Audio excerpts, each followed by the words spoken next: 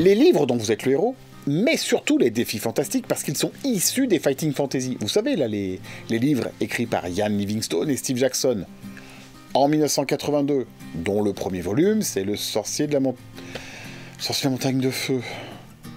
Vous arrivez à suivre ou... ont été conçus avant tout comme un moyen de pratiquer le jeu de rôle seul et de donner accès à ce merveilleux loisir aux plus jeunes. C'est ça que cherchaient à faire les Dolarons. Parce que Game Workshop avait divorcé dans la douleur avec TSR en 1978. Et ils n'avaient pas encore mis en place la gamme Warhammer Fantasy Role Playing Game. Mais ils étaient méchamment mordus.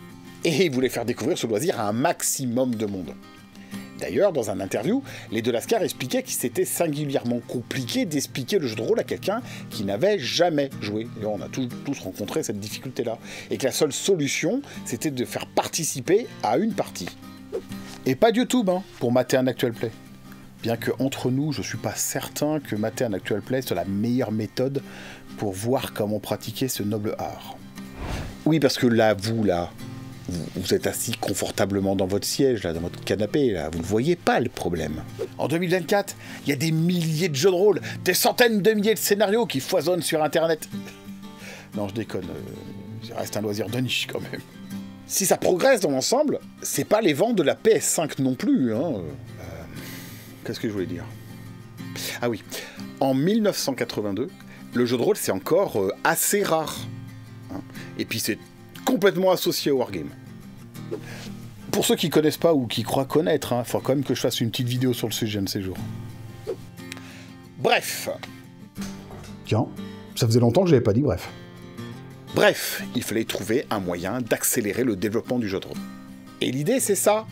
Un bouquin autonome qui comporte des règles simples et accessibles aux plus jeunes. Une sorte de jeu passerelle, quoi. Wesh frère. Ça te dit une partie de jeu de rôle ce soir dans les cases de la fac? Ouais. Oh bah, t'as qu'à venir à 2h du matin et tu prends des chips et un thermos de café. Bref. Là, ça fait quand même beaucoup de bref, quand même. Hein. Pour conclure. Eh ben voilà, c'est malin. Maintenant, il va falloir que je conclue. Ça a super bien fonctionné. Et si tous les joueurs de livres dont vous êtes le héros ne sont pas devenus des rôlistes, loin de là, une écrasante majorité des rôlistes de mon époque en ont tenu au moins un dans leurs petites pattes grassouillées. Deux choix s'offrent à vous.